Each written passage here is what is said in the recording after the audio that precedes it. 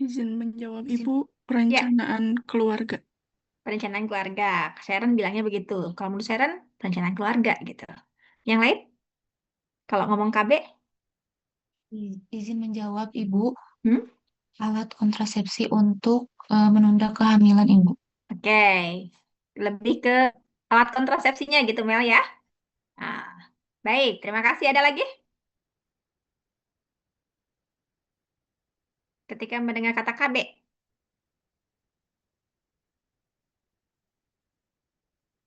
Anda punya pemikiran apa tuh?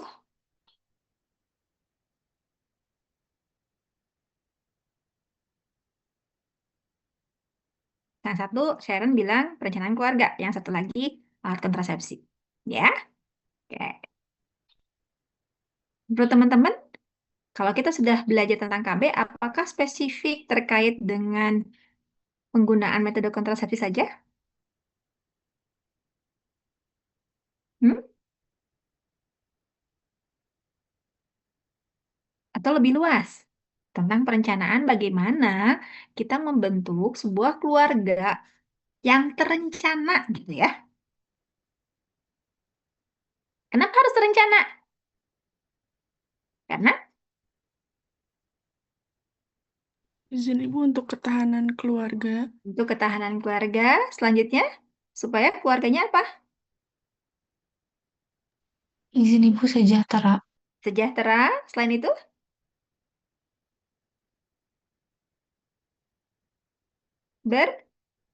berkualitas. Ya, karena banyak keluarga, tapi dia tidak bertahan lama. Ya, di daerah tertentu mungkin perceraian itu sangat tinggi ya, teman-teman ya. Nikah sebulan cerai, nikah lagi sebulan lagi cerai lagi, gitu ya. Kayak uji coba ya nikah tuh ya, rumah tangga tuh seperti itu. Ya, selain itu juga tadi banyak loh sudah rumah tangga punya anak, tapi anaknya terlantar. Ya, terkadang mohon maaf disuruh minta-minta di jalanan, ya ibunya nongkrong di belakang, anaknya suruh minta-minta, ya enggak? Atau anaknya, mohon maaf, bicaranya kasar, lingkungannya kurang baik, ibunya dibiarin. Ya, begitu kan teman-teman ya? Nah, kalau kayak gitu ya bagaimana mau sejahtera ya? Malah memperpanjang kemiskinan.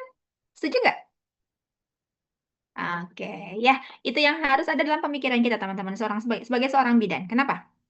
Karena kita bidan, ya kita bekerja dalam ruang lingkup sepanjang siklus perempuan, ya siklus hidup perempuan. Dan ketika kita berbicara tentang keluarga, kunci utamanya adalah bagaimana kita mensejahterakan dulu perempuan supaya terbentuk keluarga yang sejahtera. Gitu kan? Nah, mulai dari perencanaan. Hari ini kita akan belajar tentang itu, teman-teman. Bermula dari topik tentang konsep kependudukan.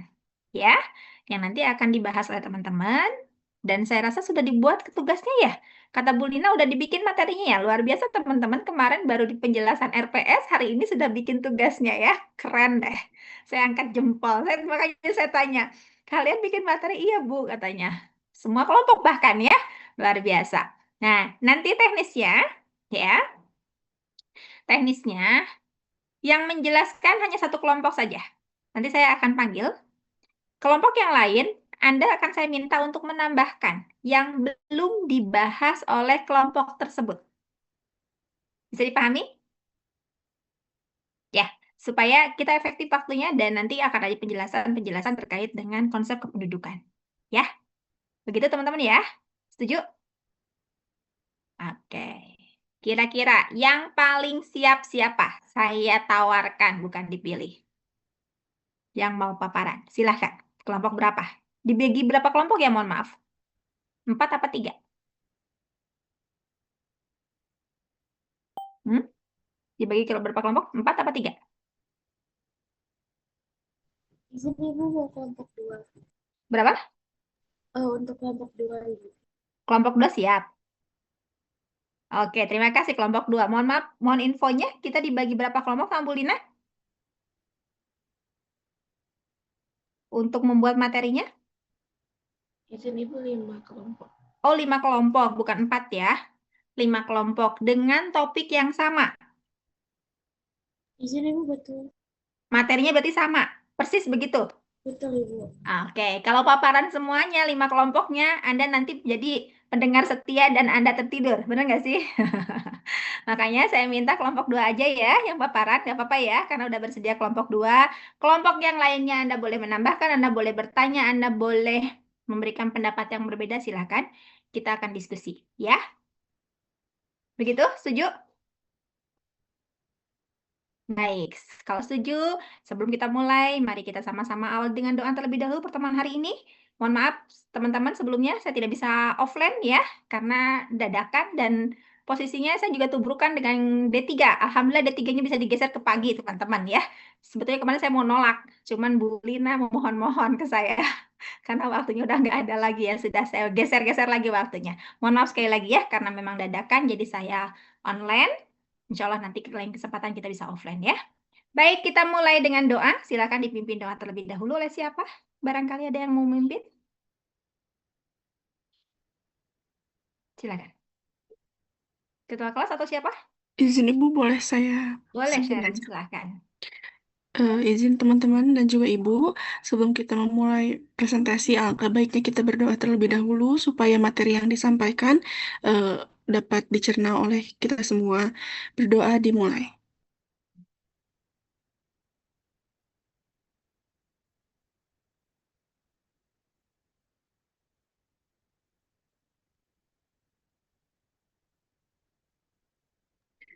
Selesai.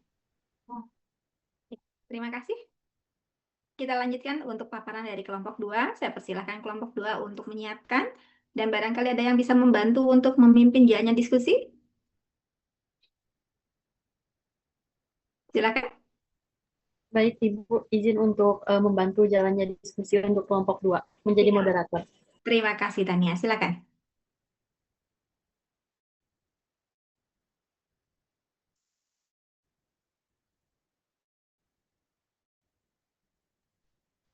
Baik, Ibu izin.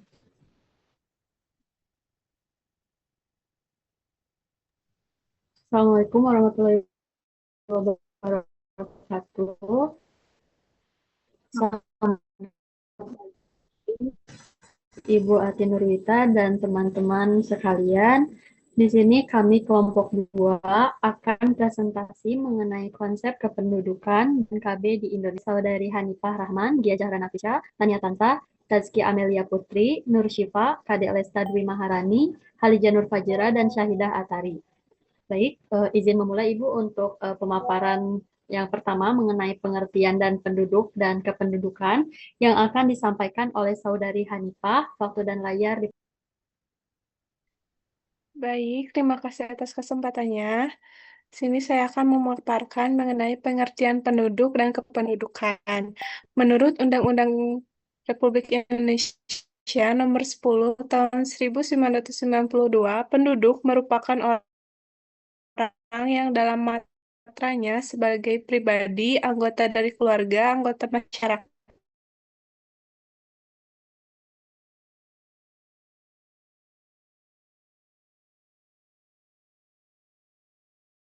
6 bulan maupun lebih ataupun kurang dari 6 bulan, namun memiliki tujuan untuk mendiami wilayah tersebut. Next slide teh. Kependudukan adalah suatu bidang kajian yang mempelajari seluruh aspek yang berkaitan dengan penduduk, mulai dari komposisi persebaran, pertumbuhan, dinamika perubahan penduduk dalam suatu wilayah. Kajian kependudukan memberikan gambaran tentang bagaimana populasi berkembang dan berubah dari waktu ke waktu, serta bagaimana perubahan tersebut dipengaruhi oleh proses kelahiran atau fertilitas, kematian atau mortalitas, migrasi, dan mobilitas sosial. Izin mungkin sekian yang dapat saya sampaikan, saya kembalikan kepada moderator. Terima kasih. Baik, terima kasih Teh Hanifah atas penjelasannya. Selanjutnya untuk kualitas dan kuantitas penduduk yang akan disampaikan oleh Saudari Gia Jara. Waktu dan layar dipersilakan. Baik, terima kasih waktu dan kesempatannya. Izin melanjutkan mengenai kualitas dan kuantitas penduduk, di mana kualitas penduduk menggambarkan mutu kehidupan manusia yang dilihat dari pendidikan, kesehatan, pendapatan, pelayanan publik di lingkungan, dan akses sosial ekonomi yang mempengaruhi kemampuan untuk bekerja, produktivitas, dan kesejahteraan. Nah, dari segi pendidikan sendiri, masih banyak penduduk yang hanya tamat SD. Angka buta huruf masih ditemukan, serta penyebab rendahnya pendidikan itu sendiri karena biaya yang mahal, sarana yang kurang, serta minat belajar yang rendah. Dari segi kesehatan, dapat dipengaruhi oleh gizi, pelayanan kesehatan, sanitasi, dan pendapatan. Angka kematian bayi pun sebagai indikator kualitas kesehatan. Dari segi pendapatan, banyak penduduk bekerja pada sektor informal. Pendapatan per kapita di Indonesia jauh lebih rendah dibanding negara maju. Contohnya sendiri, pada tahun 2000, Indonesia 640 US dollar, sedangkan Jepang 32.350 US dollar. Selanjutnya teh. Nah, untuk kuantitasnya sendiri adalah jumlah pertumbuhan dan penyebaran penduduk dalam suatu wilayah pada periode tertentu meliputi jumlah penduduk sensus 2020 terdapat 270 juta jiwa, proyeksi 2023 terdapat 278,6 juta jiwa, penambahannya adalah 3-3,2 juta orang per tahun. Untuk laju pertumbuhannya terus menurun. Di tahun 1961 sampai 1971 itu 2,10%, tahun 2000 sampai 2010 1,49%, 2010 sampai 2020 1,25%, 2020 sampai 2023 1,13%. Nah, untuk penyebaran penduduknya sendiri itu tidak merata. Di Pulau Jawa itu menampung 55,85% penduduk, serta di Sumatera terdapat 21,8%. Nah, provinsi dengan penduduk besar itu ada di Jabar, Jatim, dan Jateng. Provinsi terkecil itu di Kalimantan Utara, Papua Barat, Gorontalo, serta di Maluku Utara. Sekian yang dapat saya sampaikan. Saya kembalikan ke moderator. Baik, terima kasih Gia atas pemaparan materinya. Selanjutnya mengenai populasi penduduk berdasarkan umur dan jenis kelamin akan disampaikan oleh saya sendiri. Baik, di sini ada populasi penduduk berdasarkan umur dan jenis kelamin berdasarkan Badan Pusat Statistik BPS Statistik Indonesia pada tahun 2025. Di sini ada kelompok umur 0 sampai 4 tahun, itu untuk penduduk laki-laki yaitu 11.606,4 dan untuk perempuan yaitu 11.146,1. Jadi pada umur 0 sampai 4 tahun itu ada 22.752,6 juta jiwa. Kemudian untuk 5 sampai 9 tahun itu laki-lakinya 11.225,3 dan perempuannya 10.730,2. Jadi jumlahnya 21.955,5. Kemudian untuk usia 10 sampai 14 tahun, di sini untuk laki-lakinya ada 11.250 dan untuk perempuannya yaitu 10.766,1 dan jumlah keduanya yaitu 22.016,1. Kemudian untuk usia 15 sampai 19 tahun yaitu untuk laki-lakinya 11.389,4 dan perempuannya 10.706,3. Sehingga jumlahnya 22.095,7. Kemudian untuk usia 20 sampai 24 yaitu untuk laki-lakinya ada 11.400,7 dan perempuannya 10.760,0 sehingga jumlahnya 22.160,6. Kemudian untuk usia 25 sampai 29 tahun yaitu 11.532,3 untuk laki-laki dan 10.981,9 untuk perempuan, sehingga jumlahnya adalah 22.514,2. Kemudian untuk usia 30 sampai 34 tahun, yaitu untuk laki-laki 11.323,8 dan untuk penduduk perempuannya yaitu 10.870,5 dan untuk jumlahnya yaitu 22.194,3. Kemudian untuk usia 35 sampai 39 tahun, ada penduduk laki-lakinya berjumlah 11.013,4 dan untuk perempuannya yaitu 10.704,9 sehingga jumlahnya 21.718,3. Dan untuk usia 40 sampai 44 tahun yaitu untuk laki-lakinya 10.435,8 dan perempuannya 10.246,7 sehingga jumlahnya 20.682,5. Kemudian untuk usia 45 sampai 49 tahun berada di angka jumlah laki-lakinya yaitu 9.840,1 dan untuk perempuannya yaitu 9.794,5 sehingga jumlahnya 19.634,6. Kemudian untuk usia 50 sampai 54 tahun untuk laki-lakinya berjumlah 8.775 dan untuk perempuannya yaitu 8.825,3 sehingga jumlah keseluruhannya yaitu 17.600,2. Kemudian untuk usia 55 sampai 59 tahun berada di angka 7.517,9 untuk laki-laki dan untuk perempuannya yaitu 7.651,8 sehingga jumlahnya 15.169,7.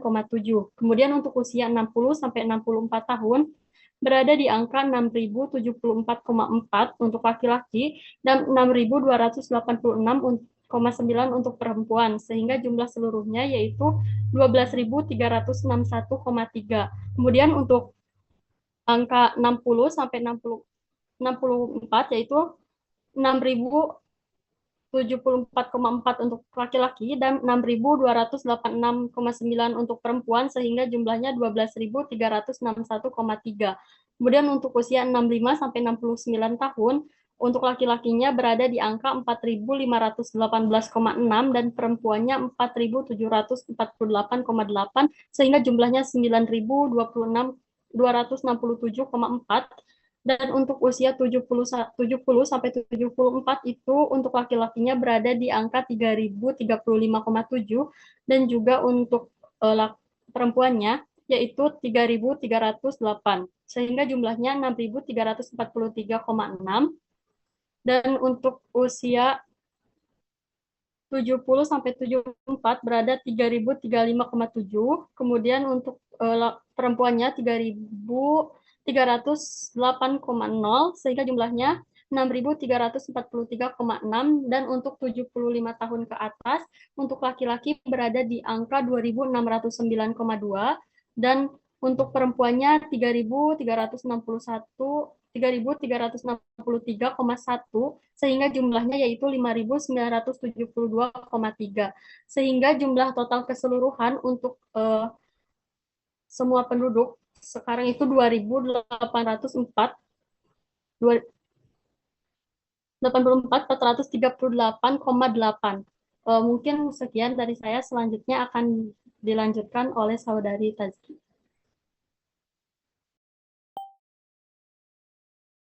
Baik, terima kasih sebelumnya. Izin melanjutkan, di sini saya akan menyampaikan mengenai permasalahan kependudukan. Pada pertumbuhan pendudukan di Indonesia berlangsung cukup cepat dan berdampak pada berbagai aspek kehidupan seperti sosial, ekonomi, pendidikan, dan juga kesehatan. Walaupun pengendalian kelahiran melalui program kependudukan dan KB sudah dilakukan, hal ini belum sepenuhnya mampu meningkatkan kualitas hidup masyarakat. Berdasarkan data sensus tahun 2020, jumlah penduduk Indonesia mencapai 270,20 juta jiwa dengan penambahan lebih dari 32 juta jiwa dalam satu dekade. Meskipun laju pertumbuhan penduduk mengalami sedikit penurunan, angka tersebut masih tergolong tinggi dan menjadi tantangan besar bagi pemerintah. Kemudian masalah kependudukan ini tidak hanya berkaitan dengan jumlah yang terus bertambah, tetapi juga kualitas penduduk yang belum merata. Banyak daerah yang menghadapi masalah seperti pendidikan rendah, akses layanan kesehatan terbatas, dan juga tingkat kesejahteraan yang masih rendah. Selain itu, distribusi penduduk yang tidak seimbang menyebabkan kepadatan berlebih di kota besar dan kekurangan tenaga produktif di daerah tertentu. Kondisi tersebut bisa memunculkan tantangan dalam pembangunan nasional, terutama dalam penyediaan lapangan kerja, fasilitas umum, perumahan, dan sumber daya lainnya. Masih terdapat kurangnya kesadaran pasangan mengenai usia subur dan hak-hak reproduksi remaja, serta tingkat usia kawin yang rendah. Selain itu, partisipasi laki-laki dalam program KB juga masih rendah. Untuk memberikan contoh tentang masalah kependudukan di Indonesia, kita juga dapat merujuk pada situasi di Kalimantan Selatan. Menurut BKKBN, permasalahan kependudukan di Kalimantan Selatan dapat dibagi menjadi 4 poin, yaitu masalah jumlah penduduk, kualitas penduduk, mobilitas penduduk, dan juga ketersediaan sumber daya. Permasalahan pendudukan bisa memiliki konsekuensi yang penting terhadap kehidupan individu, keluarga, komunitas, dan juga negara. Beberapa dampak yang mungkin muncul akibat masalah kependudukan meliputi: yang pertama, izin next slide teh. Yang pertama ada dampak sosial. Pada permasalahan kependudukan dapat berdampak pada tingkat kemiskinan, ketidaksetaraan sosial, dan kualitas hidup masyarakat. Masalah kependudukan yang tidak diselesaikan dengan baik bisa mengakibatkan kurangnya akses terhadap layanan kesehatan, pendidikan, dan juga lapangan kerja. Kemudian pada dampak ekonomi, pertumbuhan penduduk yang tinggi juga bisa memberikan beban ekonomi pada negara, terutama jika tidak diimbangi dengan peluang kerja yang cukup dan peningkatan produktivitas. Masalah kependudukan juga dapat menciptakan ketidaksetaraan ekonomi di antara wilayah-wilayah dengan tingkat pertumbuhan penduduk yang berbeda. Kemudian pada dampak lingkungan, ini juga berdampak signifikan terhadap kualitas lingkungan hidup, terutama jika manajemen sumber daya alam tidak dilakukan secara bijaksana. Pertumbuhan penduduk yang cepat juga dapat meningkatkan tekanan pada sumber daya alam seperti air, tanah, udara yang berpotensi menyebabkan kerusakan lingkungan. Dan yang terakhir ada dampak politik. Masalah kependudukan ini bisa mempengaruhi stabilitas politik suatu negara, terutama jika tidak diimbangi dengan peluang kerja, pendidikan, dan akses ke layanan kesehatan yang memadai. Ketidakpenyelesaian masalah kependudukan dengan baik dapat menyebabkan ketidakpuasan masyarakat dan potensi terjadinya aksi protes.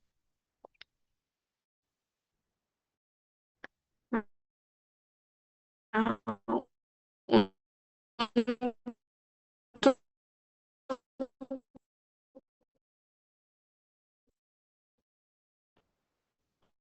mencapai kesuksesan harapkan dapat pelaksanaan program transmigrasi, kemudian perluasan dan peningkatan mutu pendidikan dan keterampilan, kemudian meningkatkan produktivitas sektor pertanian, kemudian bisa memperluas kesempatan kerja dan juga meningkatkan peran perempuan dalam berbagai aspek kehidupan. Mungkin cukup pemaparan dari saya. Saya kembalikan kepada moderator. Terima kasih. Baik, terima kasih Teh Tazki atas pemaparannya. Untuk selanjutnya yaitu mengenai dinamika penduduk yang akan disampaikan oleh Saudari Syifa. Waktu dan layar dipersilakan. Baik, terima kasih kepada moderator. Di sini saya izin melanjutkan mengenai dinamika penduduk. Nah, dinamika penduduk adalah perubahan-perubahan yang terjadi dalam struktur dan komposisi populasi suatu wilayah atau negara selama periode waktu tertentu. Dinamika ini melibatkan faktor-faktor seperti kelahiran, kematian, migrasi, dan pertumbuhan populasi. Tingkat kelahiran yang tinggi itu dapat menyebabkan pertumbuhan populasi yang cepat, sementara tingkat kematian yang rendah itu dapat memperpanjang usia harapan hidup. Yang kedua yaitu pergerakan penduduk melalui migrasi. Ini juga akan merupakan komponen penting dalam dinamika penduduk. Migrasi itu dapat mempengaruhi distribusi geografis populasi dan akan menciptakan perubahan dalam struktur sosial dan ekonomi suatu wilayah tersebut. Nah, yang selanjutnya yaitu konsep dinamika penduduk ini akan mengacu pada dua elemen bahasa, yaitu dinamika dan penduduk. Dalam terminologi ini, dinamika ini berasal dari kata yang menggambarkan gerak, tenaga yang menggerakkan, atau semangat dari dalam. Sementara itu, penduduk itu akan diartikan sebagai individu atau sekelompok orang yang mendiami atau menempati suatu wilayah. Gabungan dari kata ini akan menciptakan makna yang mencakup pergerakan, tenaga, dan semangat dalam populasi manusia. Dalam sebuah konteks lebih luas, dinamika penduduk itu akan mencakup segala perubahan yang terjadi dalam komposisi, jumlah, dan distribusi populasi suatu daerah atau negara. Dinamika ini dipengaruhi oleh berbagai faktor seperti kelahiran, kematian, dan migrasi. Perubahan dalam dinamika penduduk tidak hanya mencerminkan gerak fisik atau perpindahan orang, tetapi juga melibatkan dinamika dalam kehidupan sosial, ekonomi, dan kesehatan. Izin dan next slide. Di dalam dinamika penduduk ini seringkali melibatkan tiga metode utama di antaranya. Yang pertama itu ada sensus penduduk. Ini merupakan salah satu metode yang umum digunakan adalah sensus penduduk di mana pemerintah atau lembaga terkait melakukan perhitungan langsung jumlah penduduk dalam suatu wilayah pada titik tertentu. Sensus penduduk juga menyediakan data yang komprehensif dan mendalam tentang struktur populasi, termasuk informasi tentang usia, jenis kelamin, dan karakteristik demografis lainnya. Yang kedua yaitu ada registrasi penduduk. Ini merupakan metode lain yang mencakup pencatatan individu secara terus-menerus dalam suatu wilayah. Proses registrasi ini melibatkan pencatatan kelahiran, kematian, dan perubahan status penduduk secara berkala. Registrasi penduduk juga menyediakan data yang terus diperbarui seiring berjalannya waktu, memungkinkan analisis perkembangan populasi yang lebih dinamis. Yang selanjutnya itu ada survei penduduk. Nah, survei penduduk ini akan dilakukan dengan mewawancarai sampel representatif dari populasi untuk mendapatkan informasi lebih lanjut mengenai karakteristik demografis, kesehatan, dan aspek-aspek lainnya. Survei ini juga sering digunakan untuk mendapatkan data yang lebih rinci dan spesifik yang mungkin tidak tercangkup sepenuhnya dalam sensus dan registrasi. Baik, sekian pemaparan dari saya kembalikan kepada moderator. Terima kasih. Baik, terima kasih Teh Nur Syifa atas pemaparan materinya. Selanjutnya mengenai laju pertumbuhan penduduk yang akan disampaikan oleh Saudari Kade Lesta. Waktu dan layar dipersilakan. Baik, terima kasih moderator atas kesempatannya. Izin melanjutkan untuk laju pertumbuhan penduduk. Di sini ada laju pertumbuhan penduduk adalah angka yang menggambarkan peningkatan atau penurunan jumlah penduduk dalam periode tertentu. Ini dipengaruhi oleh kelahiran atau fertilitas, kematian atau mortalitas, dan perpindahan penduduk atau migrasi. Komponen-komponen ini menentukan apakah jumlah penduduk suatu wilayah bertambah, stabil, ataupun menurun. Selanjutnya ada jenis pertumbuhan penduduk. Yang pertama, pertumbuhan alami, yaitu selisih antara angka kelahiran dan angka kematian. Yang kedua, ada pertumbuhan total, yaitu pertumbuhan alami ditambah saldo migrasi atau migrasi masuk dan migrasi keluar. Yang ketiga, ada pertumbuhan negatif ketika angka kematian lebih tinggi dibandingkan angka kelahiran atau ketika banyak penduduk melakukan migrasi ataupun keluar. Untuk selanjutnya, pertumbuhan penduduk yang terlalu tinggi dapat menimbulkan masalah pada pendidikan, kesehatan, lapangan kerja, perumahan, dan sumber daya alam. Sebaliknya, jika pertumbuhan rendah ataupun negatif dapat mengurangi angkatan kerja dan memperbesar beban lansia. Di Indonesia ini, laju pertumbuhan telah menurun dari 2% pada tahun 1970-an menjadi sekitar 0,88% pada tahun 2020 sampai 2023.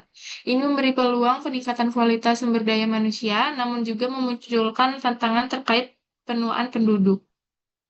Pertumbuhan penduduk dipengaruhi oleh faktor sosial, ekonomi, pendidikan, budaya, serta kebijakan seperti pemerataan pembangunan, dan program kesehatan reproduksi.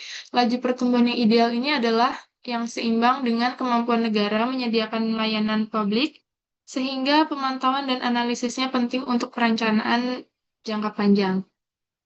Baik, sekian yang dapat saya sampaikan. Saya kembalikan ke moderator. Terima kasih. Baik, terima kasih Teh Lesta atas pemaparan materinya. Untuk selanjutnya yaitu mengenai ukuran dasar demografi yang akan disampaikan oleh Saudari Syahidah Atari. Waktu dan layar dipersilakan. Baik, saya izin menjelaskan mengenai ukuran dasar demografi. Untuk mengukur peristiwa demografis digunakan 3 jenis ukuran utama, yaitu rasio, proporsi, dan juga tingkat atau rates. Dalam pengukuran perlu diperhatikan yang pertama yaitu periode waktu terjadinya peristiwa, yang kedua yaitu kelompok penduduk yang berisiko mengalami peristiwa, dan yang ketiga yaitu jenis peristiwa yang diukur. Kemudian untuk pemilihan metode pengukuran bergantung pada konteks ketiga faktor tersebut. Untuk rasio dan proporsi, rasio merupakan perbandingan numerik antara dua bilangan. Contohnya adalah perbandingan jumlah murid laki-laki dan perempuan. Kemudian untuk proporsi sendiri adalah perbandingan bagian terhadap keseluruhan. Contohnya itu proporsi murid laki-laki terhadap seluruh murid. Kemudian proporsi dapat diubah menjadi persentase dengan mengkalikan hasilnya dengan 100. Izin tes slide selanjutnya. Kemudian untuk contoh rasio yang digunakan dalam demografi, yang pertama yaitu rasio beban tanggungan, perbandingan jumlah penduduk di bawah umur 15 tahun dan di atas 65 tahun dengan jumlah penduduk dari usia 15 hingga 64 tahun. Kemudian yang selanjutnya itu rasio jenis kelamin, merupakan perbandingan jumlah penduduk laki-laki dengan perempuan dalam kelompok umur tertentu. Kemudian untuk kepadatan penduduk merupakan perbandingan jumlah penduduk dengan luas wilayah dalam kilometer atau dalam kilometer. Kemudian untuk rasio anak-anak dan wanita merupakan perbandingan jumlah anak usia di bawah 5 tahun dengan jumlah wanita usia 15 hingga 49 tahun. Kemudian yang ketiga yaitu tingkat atau rates. Berbeda dengan rasio dan proporsi yang lebih banyak menganalisis kepada komposisi penduduk, tingkat digunakan untuk mengukur peristiwa demografis selama periode tertentu, contohnya itu tingkat kematian atau kelahiran. Kemudian untuk tingkat penghitungannya menggunakan kelompok penduduk yang beresiko mengalami peristiwa tersebut sebagai pembagi. Contohnya yaitu tingkat kematian dihitung dengan pembagi adalah penduduk yang hidup selama periode pengukuran dan berisiko meninggal. Untuk menghitung tingkat atau rates dengan akurat, digunakan konsep person years lived atau tahun kehidupan manusia, dan juga estimasi penduduk pertengahan tahun agar perhitungan lebih efisien. Baik, saya kembalikan kepada moderator. Baik, terima kasih Teh Syahidah atas pemaparan materinya. Untuk selanjutnya yaitu mengenai kesimpulan dari paparan kelompok 2 yang akan disampaikan oleh Saudari Haliza. Waktu dan layar dipersilakan.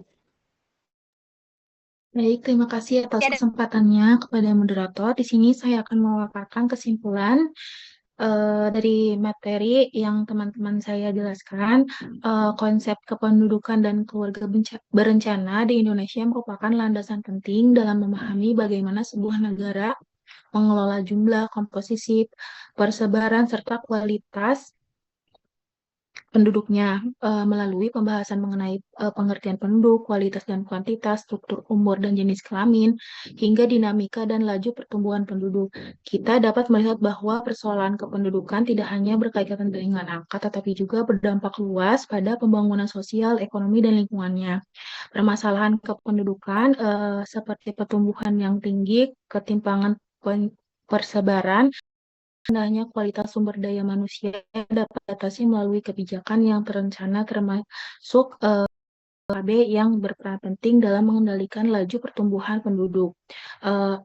Pemahaman terhadap ukuran besar demografi juga menjadi kunci dalam perencanaan pembangunan yang tepat sasaran.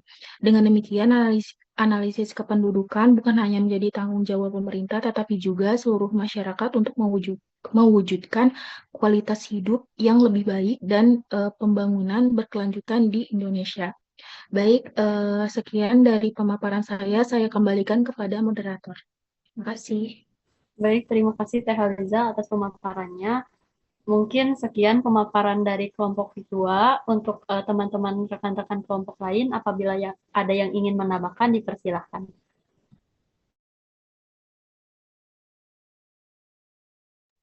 Dipersilahkan.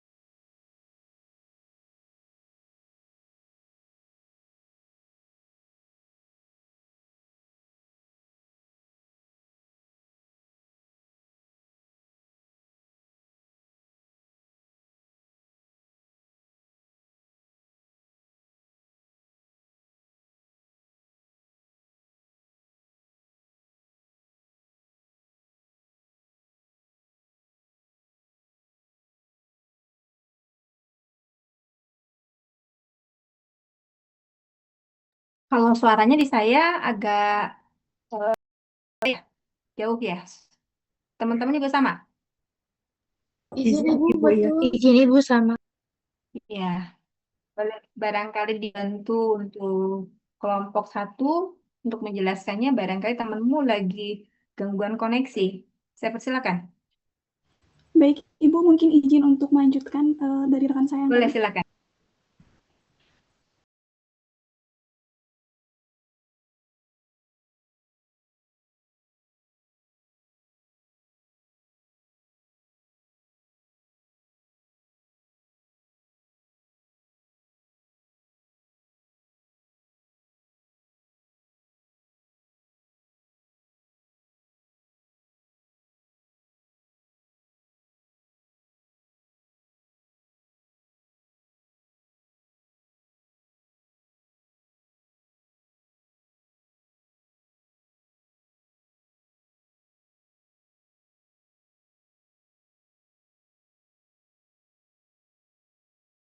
Fertilitas dan misi dengan laju pertumbuhan penduduk. Didapatkan kalau untuk hubungan fertilitas dengan laju pertumbuhan penduduk itu untuk korelasinya kuat di angka 0,67 yang berarti sama dengan teori bahwa semakin tinggi fertilitas maka laju pertumbuhan juga meningkat.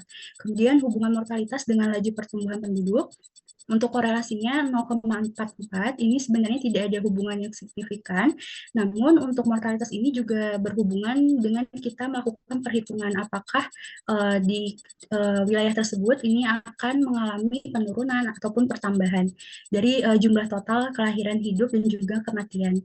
Berikutnya terkait dengan hubungan migrasi dengan laju pertumbuhan penduduk, ini berkaitan apabila adanya migrasi masuk maka akan menyebabkan pertumbuhan penduduk.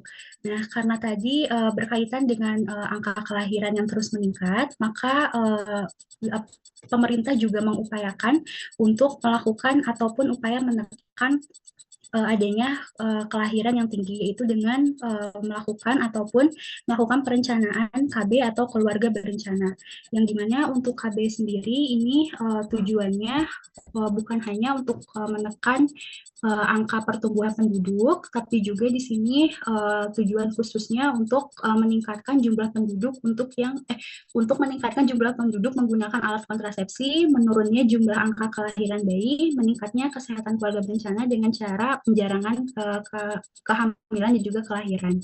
Boleh di next deh. Dan sedikit satu lagi, di sini saya ingin menambahkan mengenai rumus-rumusnya terkait dengan pertumbuhan penduduk alami, pertumbuhan penduduk total, dan juga persamaan penduduk berimbang. Di sini kita bisa menghitung mengenai pertumbuhan penduduknya. Untuk pertumbuhan penduduk alami, ini merupakan selisih antara jumlah kelahiran dan jumlah kematian. Untuk rumusnya yaitu T sama dengan L dikurang M, yang dimana L itu jumlah kelahiran dan M itu jumlah kematian. Untuk contohnya, misalnya hasil sensus penduduk tahun 2000 menunjukkan data-data Provinsi Papua dengan kelahiran sebanyak 25.000 jiwa dan kematian sebanyak 5.000 jiwa. Dan untuk pertumbuhan alaminya berarti mengurangi 25.000 dikurang 5.000 menjadi 20.000. Kemudian untuk pertumbuhan penduduk total, untuk rumusnya ada T sama dengan L dikurang M ditambah I dikurang E. Untuk L sendiri jumlah kelahiran, M jumlah kematian, kemudian ini migrasi masuk, dan E-nya migrasi keluar. Untuk pertumbuhan penduduk total ini memperhitungkan faktor migrasi. Dan untuk contohnya, hasil sensus penduduk tahun 2000 menunjukkan data Provinsi Papua 25.000 jiwa, kematiannya 5.000, dan ada migrasi masuknya sebanyak 1.000 orang, dan migrasi keluarnya sebanyak 500 jiwa. Maka tinggal dijumlahkan, maka hasilnya untuk keseluruhan total ditambah dengan migrasi itu ada di 20.500. Boleh di next deh.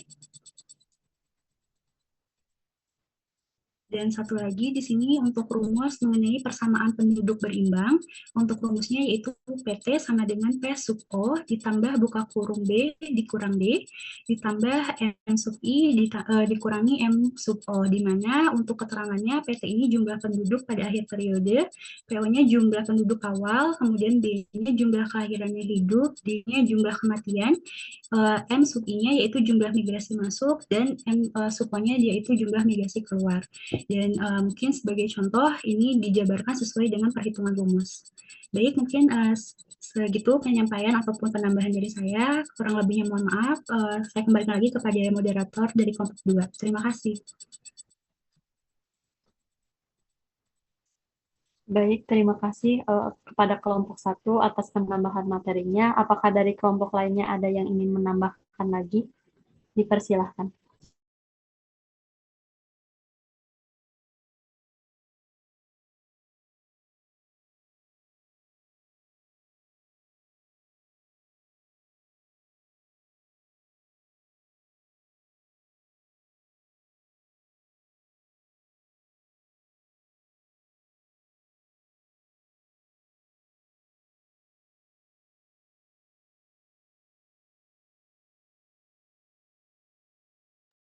Silakan untuk kelompok 3, 4, dan 5. Barangkali ada materi yang berbeda dengan kelompok yang lainnya. Saya persilakan untuk menambahkan.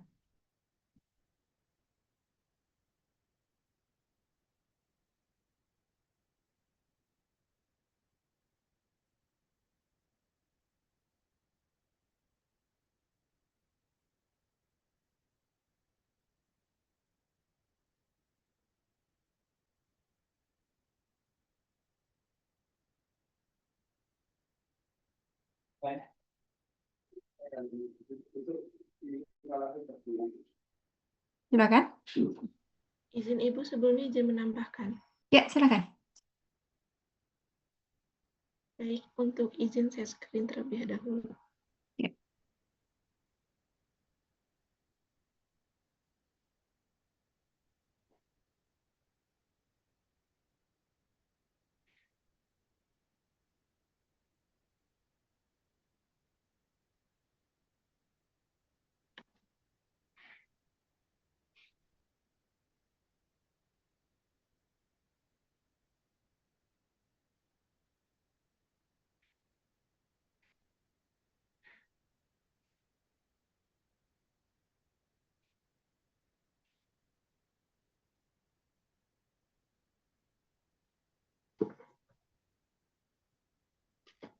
Baik, izin menambahkan mengenai materi tentang kuantitas penduduk. Kuantitas penduduk ini mengacu pada jumlah penduduk dalam suatu wilayah pada waktu tertentu. Adapun faktor yang mempengaruhi kualitas penduduk meliputi yang pertama itu ada angka kelahiran atau fertilitas. Tingginya angka kelahiran dapat menyebabkan lonjakan populasi yang berdampak kepada ketersediaan sumber daya. Lalu yang kedua ada angka kematian.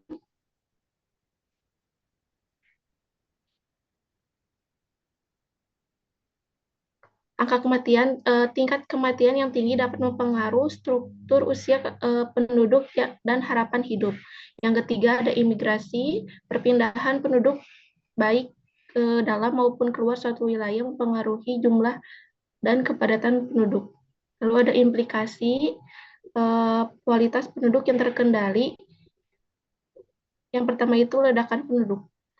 Ketika angka kelahiran tinggi dan tidak diimbangi dengan ketersediaan sumber daya dapat menjadi tekanan sosial dan ekonomi. Lalu yang kedua, beban ketergantungan. Jika proporsi penduduk usia produktif lebih kecil dibandingkan usia tidak produktif, anak-anak dan lansia, maka beban ekonomi dapat meningkat.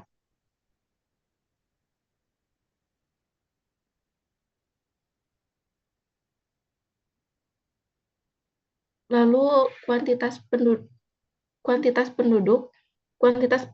mengacu pada aspek kesejahteraan dan kapasitas sumber daya manusia dalam suatu populasi yang ditentukan oleh faktor seperti kesehatan, pendidikan, dan kesejahteraan ekonomi.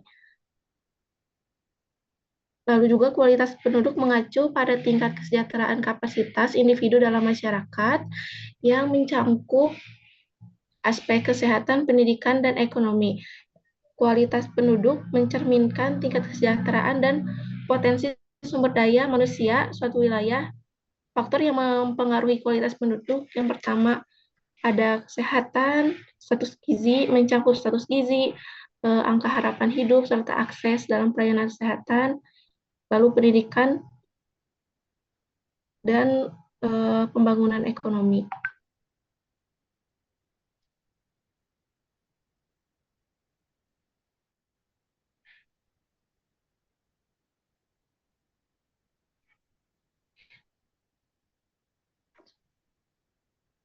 Lalu juga ada dampak dari kuantitas penduduk yang besar, yaitu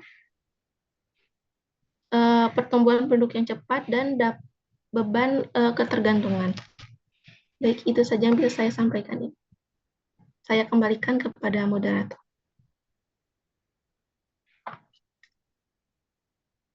Barusan dari kelompok berapa yang menambahkan? Izin Ibu, kelompok 3. 3, oke. Dari kelompok 4 dan 5, ada tambahan materi?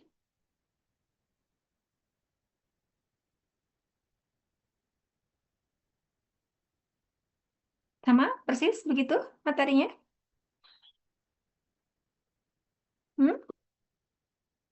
Atau mungkin barangkali ada tambahan, silakan. Disampaikan ke teman-teman ya, sebelum kita bahas bersama. Saya sampai jam 12 ya, teman-teman, atau sampai jam 1? Jam Sampai 12 jam ya? 12. 12.10 ya, oke. 12 pas ya, sorry ya. Karena kan mulainya 9.30 ya. Silakan untuk kelompok 4 dan 5 dulu saya berikan kesempatan.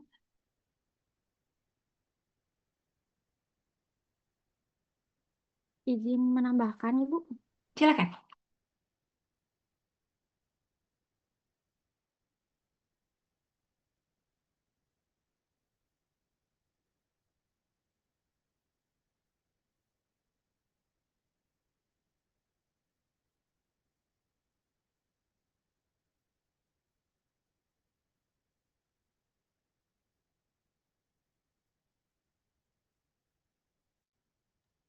Izin menambahkan, izin memperkenalkan diri. Saya Desilva Fitriani, perwakilan dari kelompok 4. Izin menambahkan mengenai ukuran dasar demografi. Ukuran dasar demografi adalah alat atau parameter kuantitatif yang digunakan untuk menganalisis kondisi penduduk dalam suatu wilayah.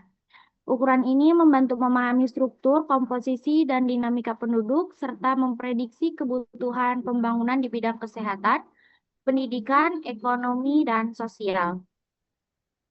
Dalam konsep kependudukan, ukuran dasar demografi meliputi data tentang jumlah penduduk, kelahiran, kematian, dan perpindahan penduduk. Ukuran tersebut disusun agar proses pengambilan kebijakan dan perencanaan pembangunan dapat dilakukan dengan tepat sesuai dengan kebutuhan masyarakat. Salah satu ukuran dasar yang paling penting adalah jumlah dan kepadatan penduduk yang menunjukkan seberapa banyak penduduk yang tinggal dalam suatu wilayah dan bagaimana penyebarannya. Selain itu, komposisi penduduk berdasarkan umur dan jenis kelamin juga sangat penting. Komposisi ini biasanya digambarkan dalam piramida penduduk yang dapat menunjukkan apakah suatu wilayah memiliki penduduk berusia produktif yang cukup untuk mendukung pertumbuhan ekonomi atau justru memiliki beban penduduk usia tua maupun anak-anak yang tinggi. Ukuran dasar demografi yang penting juga mencakup angka ketergantungan atau dependensi ratio, yaitu rasio antara penduduk usia tidak produktif 0 hingga 14 tahun dan 65 tahun ke atas. Dibandingkan dengan penduduk usia produktif 15 tahun hingga 64 tahun, jika angka ketergantungan tinggi, maka semakin besar beban ekonomi yang harus ditanggung penduduk usia kerja. Keseluruhan ukuran dasar demografi tersebut memberikan gambaran menyeluruh tentang situasi penduduk sehingga dapat digunakan untuk merancang kebijakan pembangunan seperti perencanaan fasilitas kesehatan, pendidikan, penyediaan lapangan kerja, perumahan, dan program keluarga berencana atau KB. Sekian yang bisa saya sampaikan. Terima kasih. Saya kembalikan kepada moderator.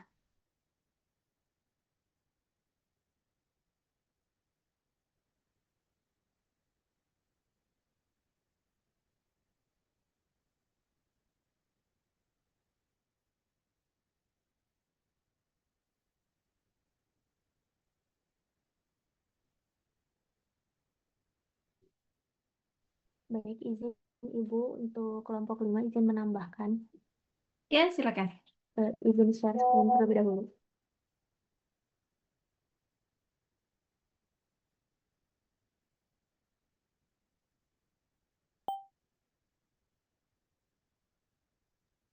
Baik, izin menambahkan mengenai permasalahan penduduk, di mana tadi sudah dijelaskan mengenai hubungan antara kuantitas dan juga kualitas penduduk itu biasanya kuantitas penduduk yang besar tetapi tidak diimbangi dengan peningkatan kualitas. Nah, apabila jumlah penduduknya berada pada tingkat ideal dan juga kualitasnya tinggi, negara akan memperoleh bonus demografi. Nah, di mana kondisi ini tuh kualitas ketika penduduknya usia produktif dan juga lebih besar dibanding usia non-produktif. Nah, bonus demografi ini mendorong percepatan pertumbuhan ekonomi, peningkatan produktivitas industri, dan juga daya saing negara. Mungkin slide sebelumnya.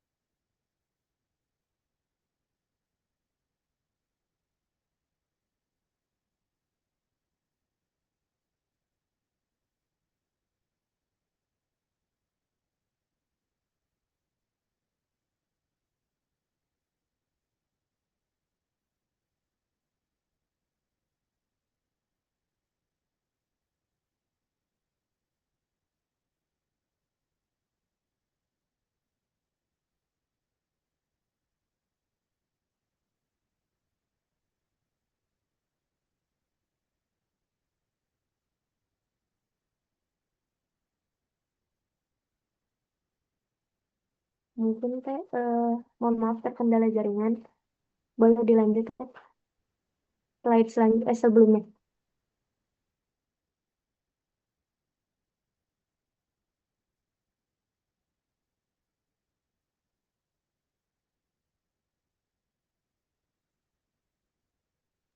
Baik, izin melanjutkan. Mungkin di sini akan ada perbedaan antara permasalahan kualitas dan juga kuantitas.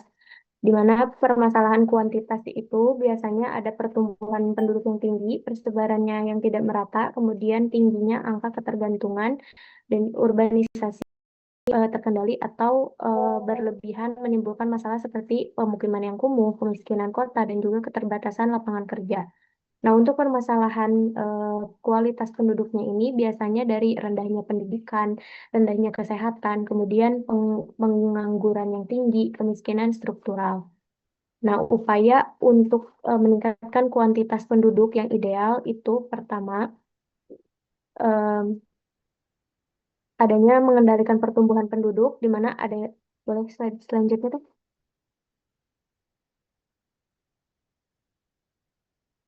Nah, untuk meminimalisir atau upaya meningkatkan bonus demografi ini, tantangan bonus demografi ini yang pertama itu ada program KB, di mana program pemerintah yang bertujuan untuk menekankan tingkat pertumbuhan penduduk. Kemudian KB ini juga meningkatkan kesejahteraan antara ibu dan juga anak, dan juga dilakukan secara terintegrasi dengan program-program pembangunan lainnya. Selanjutnya ada peningkatan sektor kesehatan yang lebih baik yang akan mengurangi masalah kependudukan seperti tingkat kesehatan yang rendah, tingginya perkawinan di bawah umur, kemudian serta rendahnya asupan nutrisi. Contoh upaya untuk peningkatan pelayanan sektor kesehatan ini biasanya dari pemberantasan penyakit menular, perbaikan gizi, kemudian penyediaan air bersih, serta peningkatan sanitasi dan juga kesehatan lingkungan. Selanjutnya, yang ketiga itu ada transmigrasi, yang menjadi salah satu program yang dapat mengatasi persebaran penduduk yang tidak merata. Kemudian transmigrasi ini juga meningkatkan kesejahteraan, pemerataan pembangunan, dan juga memperluas lapangan kerja serta memperkokoh persatuan dan juga kesatuan bangsa. Selanjutnya ada peningkatan pendidikan dan juga keterampilan. Ini juga berguna untuk meningkatkan kualitas sumber daya manusia yang dilakukan pemerintah maupun lembaga swasta guna menciptakan wira swasta baru, lapangan kerja, dan juga UMKM. Selanjutnya, yang kelima ada peningkatan produksi produksi pertanian untuk mewujudkan swasembada pangan serta meningkatkan penghasilan masyarakat petani hingga terbukanya kesempatan kerja. Yang terakhir itu ada pembangunan infrastruktur hingga daerah 3T. 3T ini adalah tertinggal, terdepan, terluar dengan tujuan meningkatkan kualitas hidup masyarakat di wilayah tersebut. Mungkin cukup sekian tambahan dari saya. Mungkin ada tambahan dari teman-teman saya.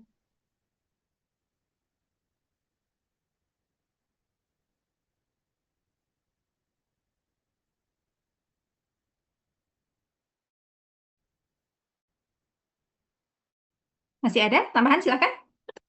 Atau kita ke sesi diskusi. Ada yang mau disampaikan oleh teman-teman, silakan. Mungkin moderator bisa dipimpin diskusi. Baik, izin Ibu. Izin teman-teman, apakah ada yang ingin ditambahkan atau ditanyakan? Dipersilahkan.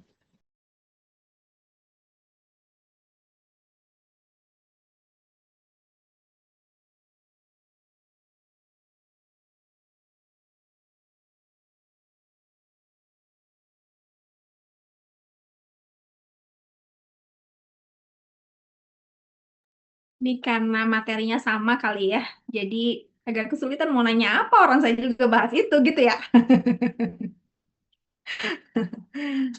Gimana? Ada yang mau diskusikan? Atau mungkin pada saat pencarian literasi Anda mengalami kebingungan atau mungkin ada hal yang mau disampaikan, silahkan. Kita sama-sama bahas nanti. Ada? Pada saat kemarin Anda mencari literasi, referensi juga, terus Anda identifikasi, ada hal-hal yang didiskusikan dengan kelompok yang lain, anggota kelompok yang lain, terus barangkali belum terselesaikan, itu boleh kita discuss. Ya.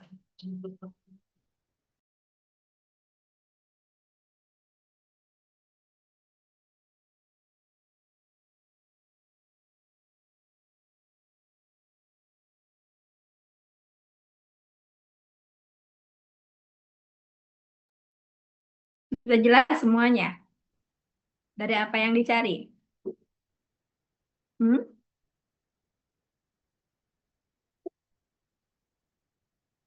Sudah? Kalau sudah kita bahas sama-sama. Gimana? Nanti sambil kalau ada yang terlewat oleh saya, boleh Anda memberikan masukan ya. Oke. Barangkali Tania saya ambil alih ya. Dari tadi saya ambil alih terus ya, Tania sorry ya. Baik, Ibu. Saya ambil alih. No problem ya, tapi pada prinsipnya kita menginginkan efektif waktunya ya teman-teman ya. Karena kita hanya sampai jam 12 dan materinya menurut saya cukup banyak juga sih apa yang kalian bahas. Baik teman-teman semuanya, terima kasih luar biasa yang dikerjakan oleh semua kelompok dan saya sudah terima upload materinya di drive saya. Ya, saya sudah lihat juga hasil kerja Anda waktu semalam ya.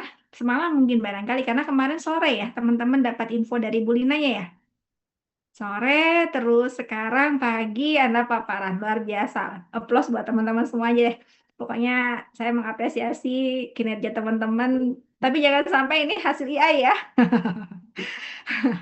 Hasil dari pencarian literasi yang instan. Jangan sampai demikian ya. Baik, setidaknya kalaupun pakai alat bantu Anda tetap mensintesis lagi ya. Jangan sampai Anda tangkap mentah-mentah gitu. Teman-teman, hari ini kita membahas tentang konsep kependudukan ya. Sampai perimenopause kok sampai ada relevansinya dengan kependudukan. Karena tentunya kita harus pahami bahwa ketika kita belajar KB, konsep kita adalah bukan hanya sekedar menggunakan alat kontrasepsi, tapi juga bagaimana kita melakukan persiapan perencanaan sebuah keluarga. Dan tentunya impact dari perencanaan sebuah keluarga adalah kependudukan, ya.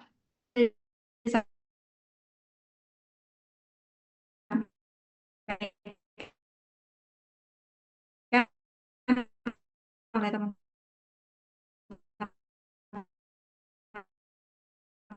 Anda bahwa ketika baik setelah Dinamika penduduk tadi satu ah. Ayo, satu akibat dari, ayo, ada tiga. Ini Ibu. Satu, kelahiran atau natalitas. Yang kedua, Mortalitas atau kematian, Ibu. mortalitas. Dan terakhir adalah Migrasi. migrasi. Ya, jadi inilah yang akan menyebabkan dinamika penduduk terjadi. Salah satu yang terjadi atau salah satu yang bersentuhan dengan kita, bidan, adalah natalitas, kelahiran ya.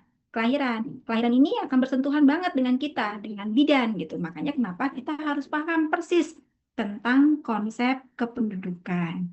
Nah, selanjutnya apa itu yang dimaksud dengan penduduk gitu kan ya? Apa itu penduduk? Nah, kalau dilihat dari definisi, saya yakini teman-teman mendapatkan referensi bukan hanya satu untuk definisi penduduk ya.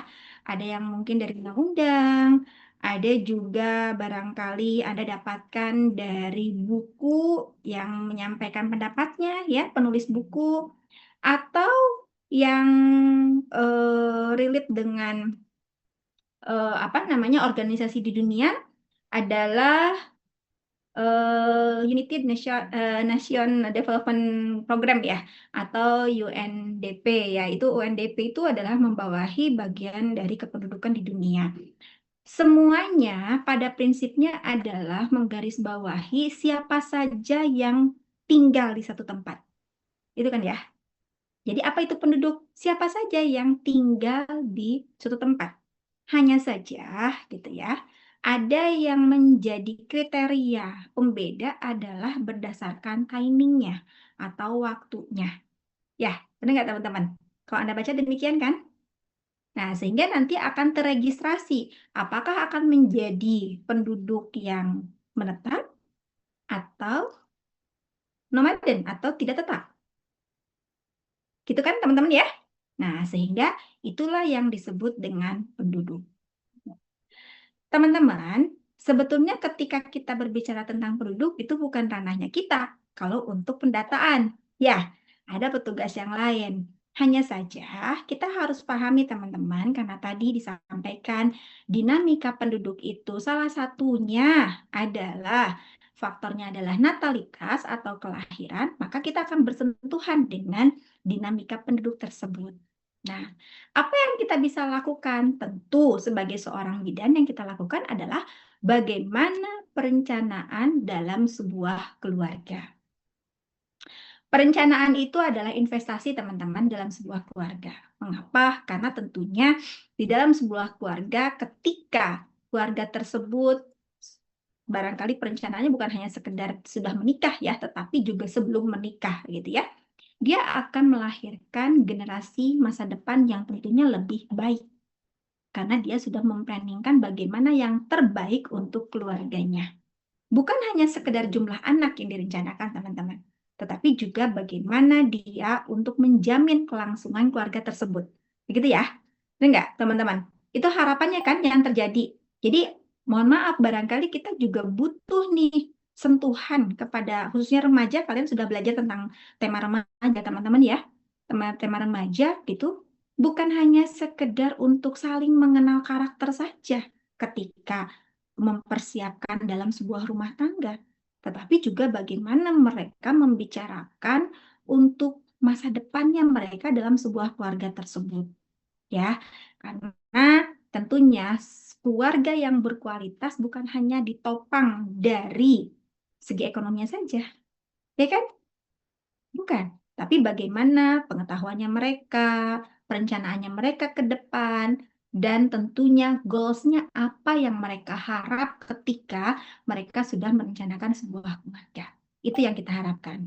Maka dari itu, perencanaan keluarga apakah kita siapkan setelah mereka menikah atau sebelumnya, teman-teman? Perencanaan keluarga apakah kita siapkan setelah menikah atau sebaiknya sebelumnya, teman-teman? Di sini Bu sebelumnya. Ibu sebelumnya. Seharusnya demikian. Ya.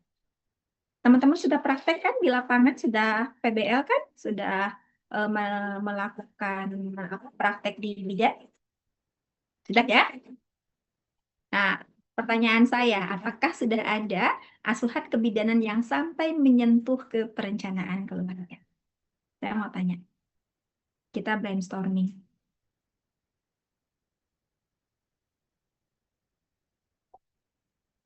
Hmm? Sudah ada?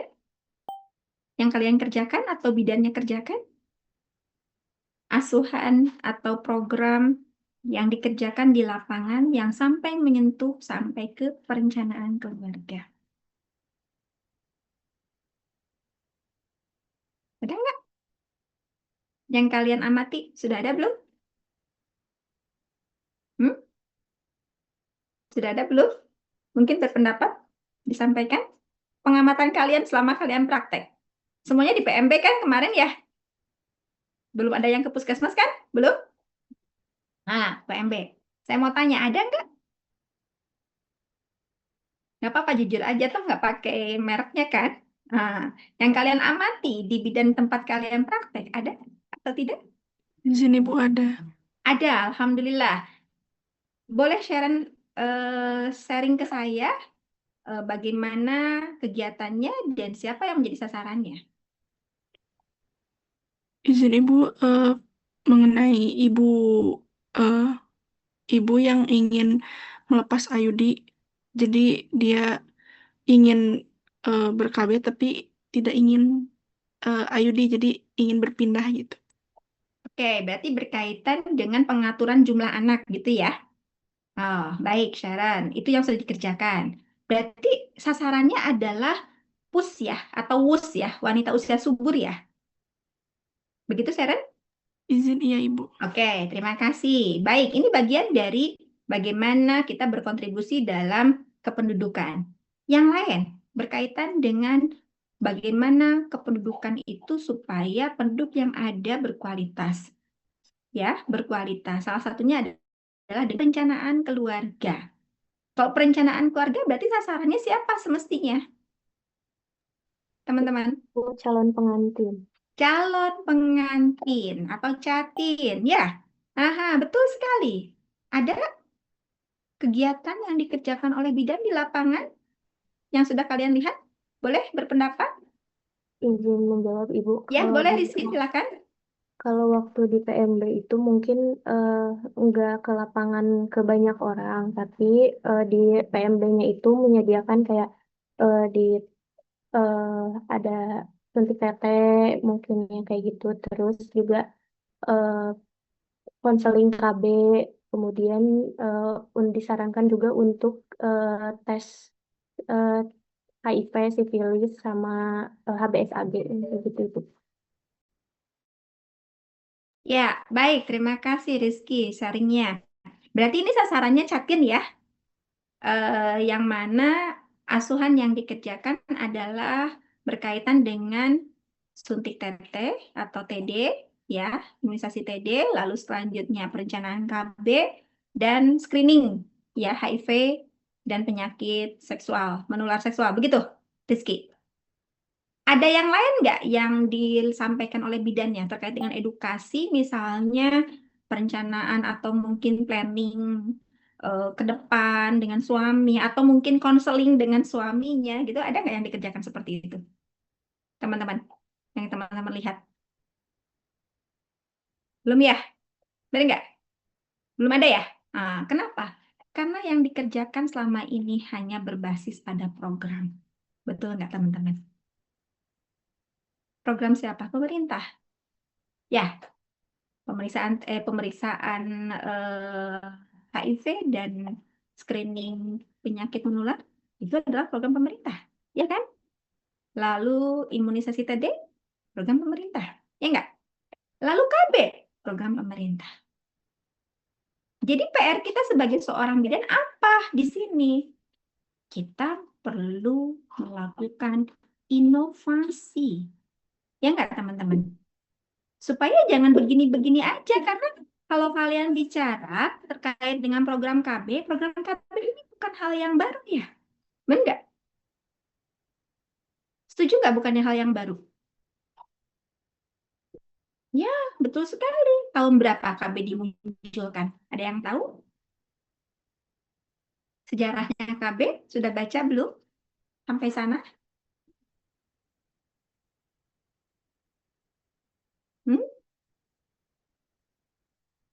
Ada yang sudah tahu? Izin Ibu, tahun 1950-an. Ya, betul. 1957. Dari mulai organisasi yang disebut dengan PKBI. Ya, kalau kalian pernah baca. Itu. Jadi itu bukan hanya hal yang baru KB. Tapi apa yang terjadi di masyarakat sekarang? Ya, hanya fokusingnya pada jumlah penduduk. Betul nggak? Sementara ketika kita berbicara penduduk, tadi disampaikan oleh teman-teman Anda, permasalahan dalam kependudukan itu ada secara kuantitas, ada secara kualitas, kan begitu ya, teman-teman? Dan satu lagi saya tambahkan, ada secara komponennya, teman-teman, komponen pertumbuhannya. Secara kuantitas, jelas, dari jumlah, kita bisa lihat, ya, seperti apa tadi sudah dijabarkan. Kalau kita analisis sama-sama teman-teman, dari data yang disampaikan oleh kelompok 2 ya tadi yang memaparkan. Kira-kira saat ini datanya yang update kan teman-teman ya, dari tabel yang tadi. Saat ini yang paling banyak jumlah penduduk di Indonesia di rentang usia berapa? Mungkin bisa dibantu kelompok 2 dipaparkan kembali untuk slide yang itu, biar teman-temannya melihat.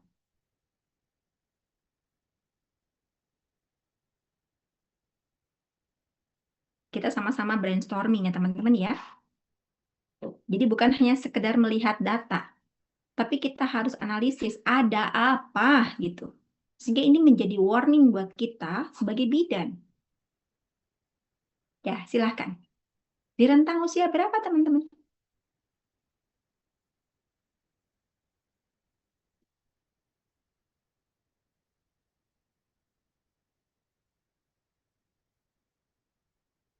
Di usia berapa?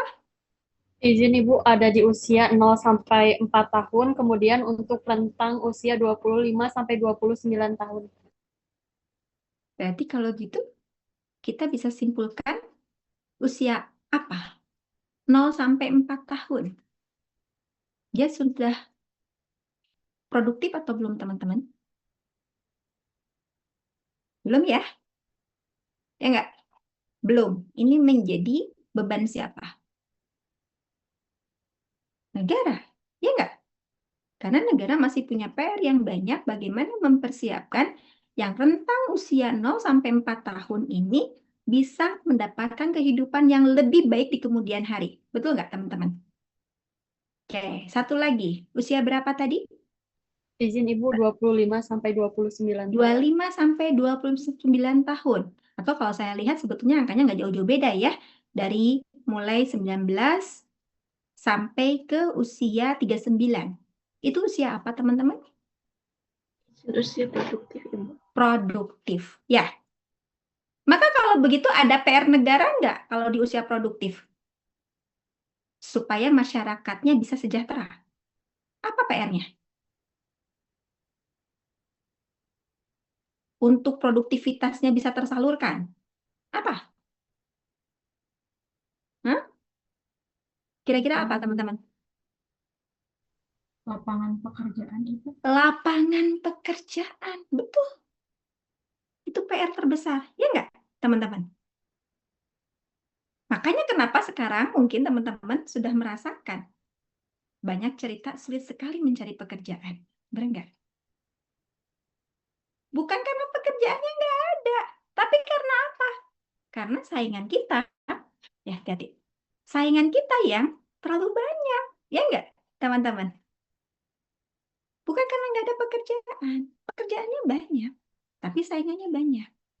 Nah itulah, makanya kenapa kita, bidan apalagi tadi saya sampaikan di awal bahwa kita ada di ruang lingkup kehidupan perempuan sepanjang siklusnya, gitu. Kita harus bisa menyentuh sampai ke sana. Terutama di perencanaan keluarganya. Kenapa? Karena ekonomi bisa menyokong sejahteranya keluarga nggak teman-teman? Tentu dong. Ya, memang bisa nikah dengan cinta saja. Ya, kan bisa. Mau makan cinta tiap hari? Tidak bisa. Ya, teman-teman ya. Nah, makanya kenapa kita sampaikan pada keluarga, pada calon istri, calon suami. Konseling, ya, Apa yang nanti disiapkan? Suaminya sudah bekerja atau belum? Gitu kan? Kalau misalnya belum bekerja, apa kira-kira rencana ke depannya? Kan begitu? Ya enggak, teman-teman?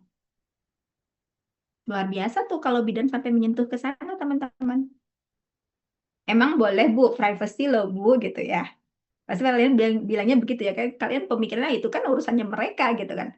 Terus kalau misalnya nggak punya pekerjaan, emang boleh kita larang? Kan nggak juga ya, larang menikah gitu. Bukan demikian maksudnya. Tapi bagaimana kita membantu untuk merencanakan untuk lebih baik ke depannya. Begitu. Ya, oke. Boleh di-close. Terima kasih kelompok 2 share-nya, teman-teman. Kita lanjutkan bahasanya. Ini saya sebetulnya punya materi ya, teman-teman ya. Nanti saya share juga.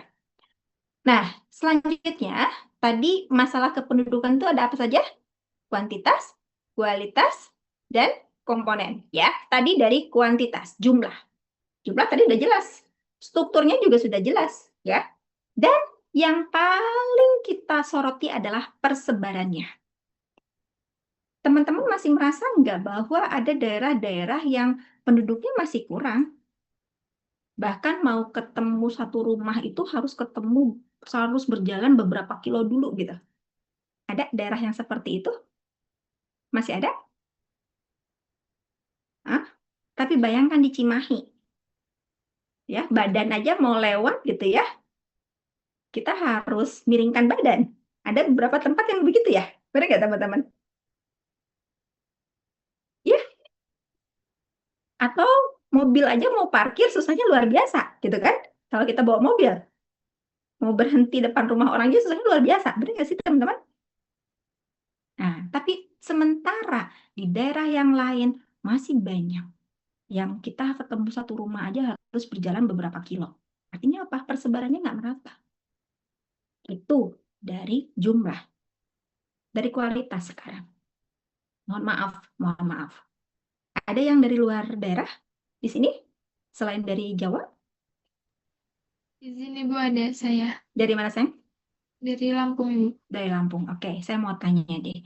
Untuk mendapatkan tenaga kesehatan, ya, kalau kita mungkin di Cimahi atau di Bandung, untuk datang ke dokter spesialis itu gampang ya. Benar nggak teman-teman?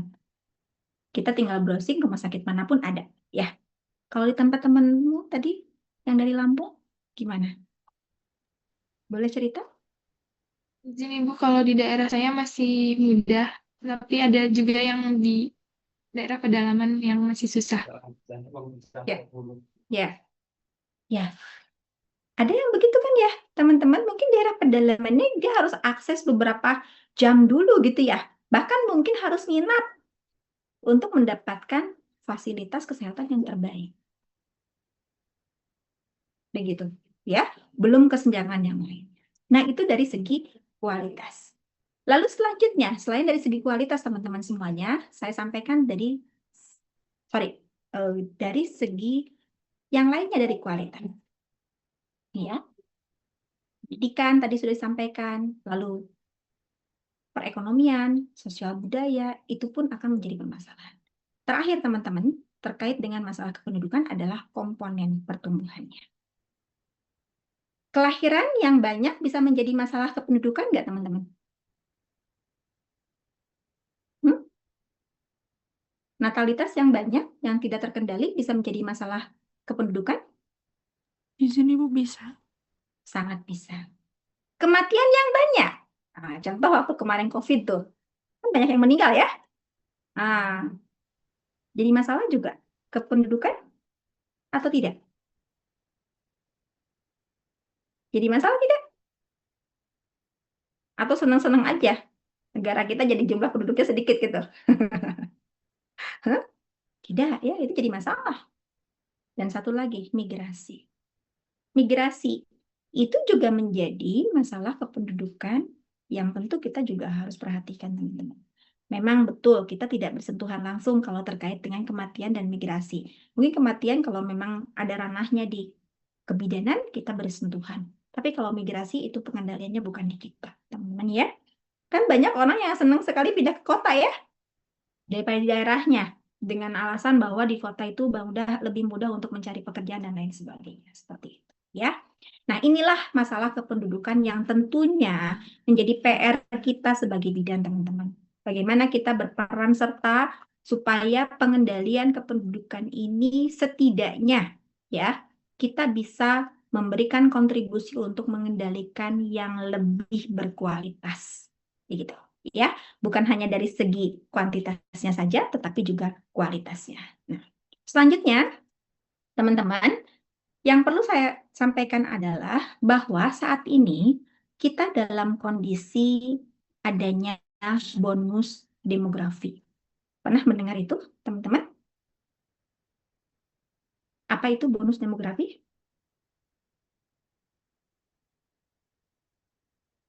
Hmm?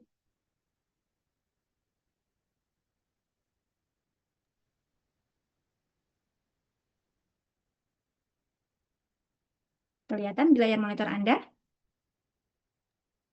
Izin menjawab, Ibu. Ya.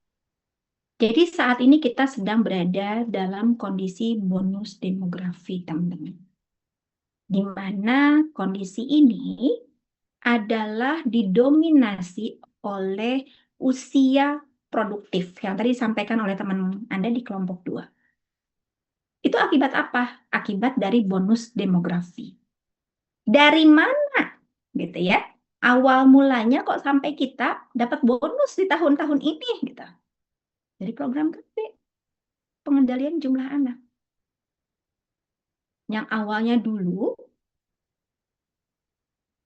pasangan suami istri ini punya anak nggak ada batasannya. Karena program KB-nya tidak terkendali gitu. Nah, ketika program KB-nya berjalan, mereka sudah mengendalikan yang akhirnya tahun-tahun ininya adalah merupakan bonus demografi. Nah, apa yang terjadi? Tentu lapangan pekerjaan harus ada. Ketika lapangan pekerjaan ada, maka kesejahteraan akan terjamin. Tapi ketika itu tidak ada, apa yang terjadi, teman-teman? Apa yang terjadi kira-kira?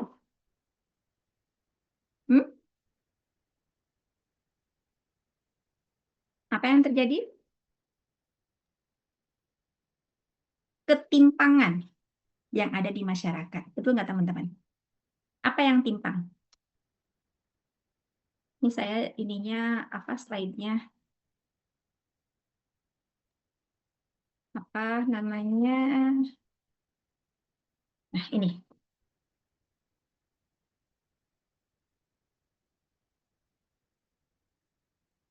Ini ketimpangan. Berdasarkan teorinya Malthus. Ya. Jadi ada ketimpangan yang terjadi antara jumlah penduduk dengan produksi pangan. Jumlah penduduk, kalau memang tadi tersedianya supporting untuk kehidupan mereka, dia akan sejahtera. Makannya cukup, ekonominya bagus, kecukupan untuk kebutuhan mereka ada, maka dia sejahtera, teman-teman. Ya enggak? Tapi ketika tidak ada, apa yang terjadi? Akhirnya peperangan. Akhirnya kemiskinan, kelaparan, akhirnya penyakit yang muncul. Teman-teman rasakan sekarang nggak? Banyak kejahatan yang terjadi? Rasakan nggak? Lebih takut dulu berjalan keluar rumah sendirian atau lebih takut sekarang, teman-teman? Izin Ibu sekarang. Ya, kenapa? Karena itu salah satu dampaknya. Ya, begal di mana-mana ya. Kamu pegang handphone pinggir jalan aja langsung ditarik begitu kan ya, teman-teman?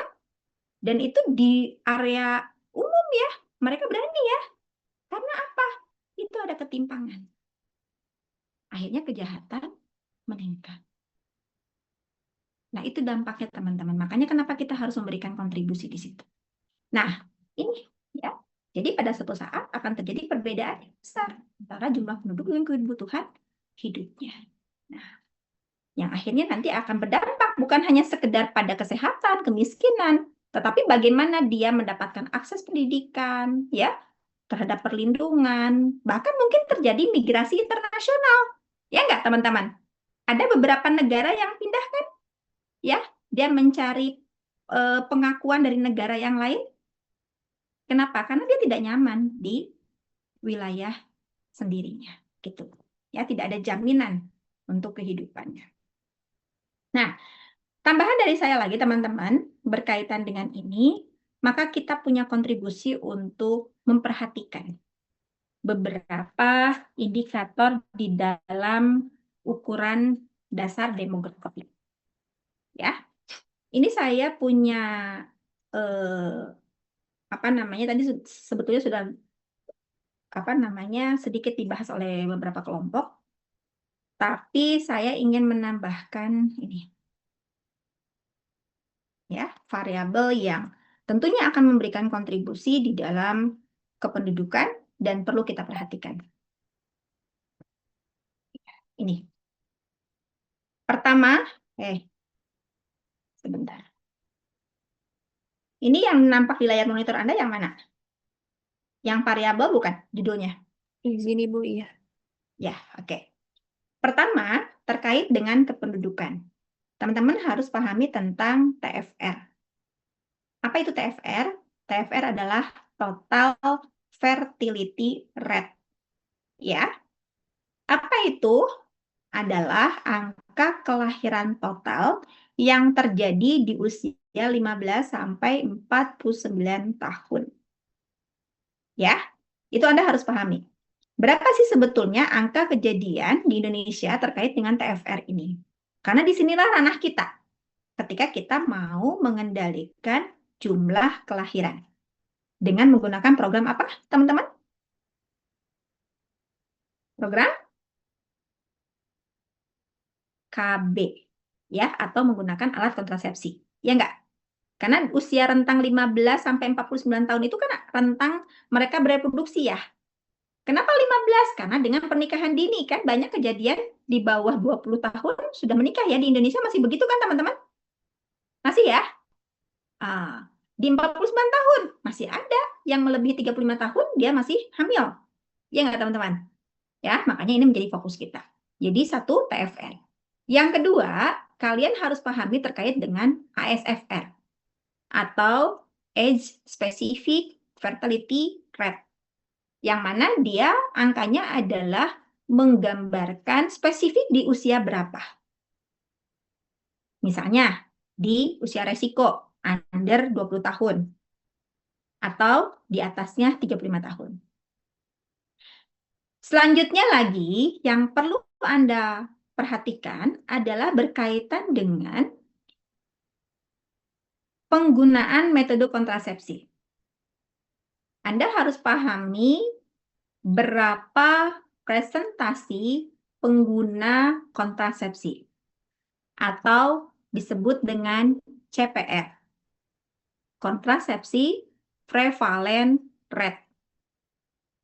Ya, Anda harus tahu itu. Yang kedua, Anda harus paham berkaitan dengan unmet need. Ya, apa itu unmet need? Pernah dengar nggak, teman-teman?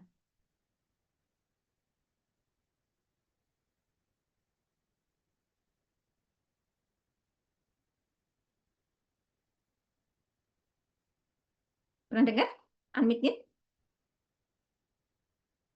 Izin belum, Ibu. Belum pernah, karena baru belajar tema 14 sekarang ya. Oke, nanti kalau Anda sudah belajar lanjut, Anda harus paham itu ya. Jadi unmet need itu adalah kondisi di mana pasangan usia subur itu ingin menunda kelahirannya, tetapi dia tidak mendapatkan akses untuk menggunakan alat kontrasepsi. Gitu. Aksesnya karena apa? Bisa karena memang ketidaksediaan alat kontrasepsi, atau bisa jadi karena aksesibilitasnya yang sulit. Misalnya tadi teman kamu bilang ada beberapa tempat yang mau ke petugas kesehatan aja jauh gitu. Makanya dia males gitu ya. Harus berhari-hari atau harus melewati gunung, harus melewati sungai ke puskesmas gitu. Akhirnya dia tidak mendapatkan metode kontrasepsi. Itu adalah unmet need. Atau satu lagi, ketidakmampuan dari pelayanan kesehatan. Siapa? Kita salah satunya bidan. Misalnya, mau dipasang IUD, tapi bidannya tidak kompeten. Ngerti maksudnya, teman-teman? Itu menyebabkan unmet need. Gitu ya. Nah, selanjutnya selain itu, teman-teman, Anda juga harus pahami terkait dengan angka drop out. Ya, apa itu angka drop out? Berarti, kalau dari segi kata, angka yang menunjukkan apa?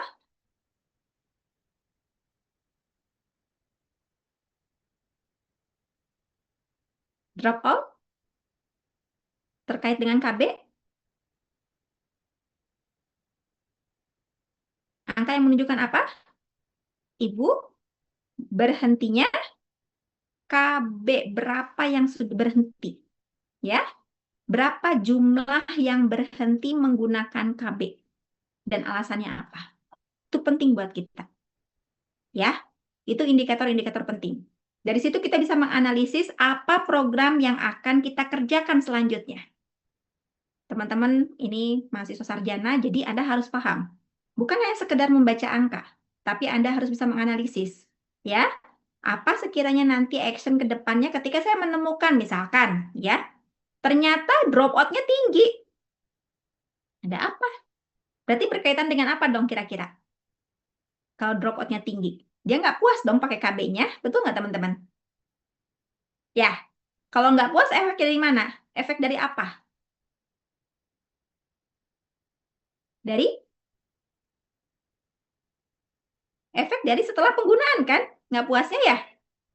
Kalau drop out, kira-kira apa yang menyebabkan dia nggak puas, teman-teman? Kalau dari alat kontrasepsi? Izin Ibu, efek sampingnya. Yes, Sharon. Efek samping. Ya, berarti kalau gitu action kita ke depan apa? Edukasi tentang efek samping. Ya nggak? Nah, itu maksudnya. Ya, teman-teman ya. Jadi itu salah satu contoh yang perlu kita kerjakan ketika kita menemukan angka-angka yang signifikan berkaitan dengan yang tadi saya sampaikan. Ya, angka dropout. Selanjutnya, yang perlu kita kritisi lagi adalah berkaitan dengan presentasi kepesertaan KB pria. Sampai saat ini KB pria sedikit yang pakai ya, teman-teman ya.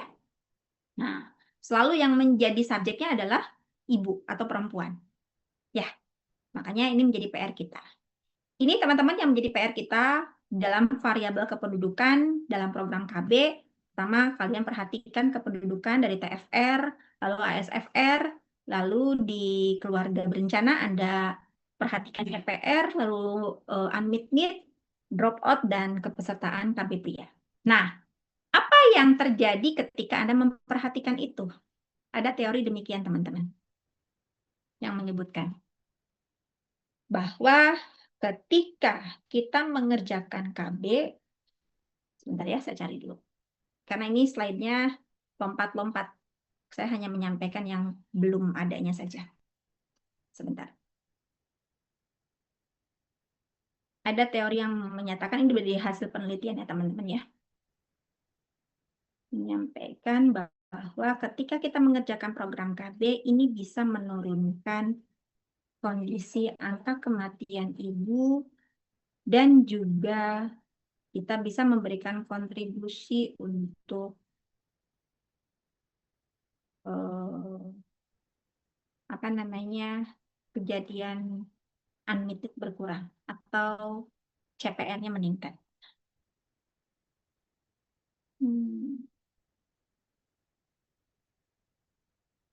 Ya, saya cari dulu.